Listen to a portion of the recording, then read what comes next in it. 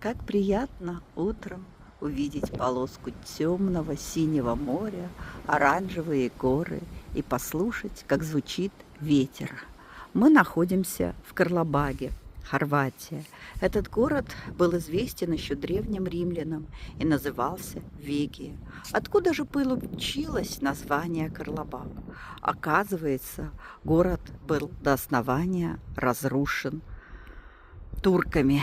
И потом уже император Карл IV отстроил город заново. И в честь него город получил это название. Но только Карл отстроил заново город, как венецианцы захватили его и снова разрушили до основания.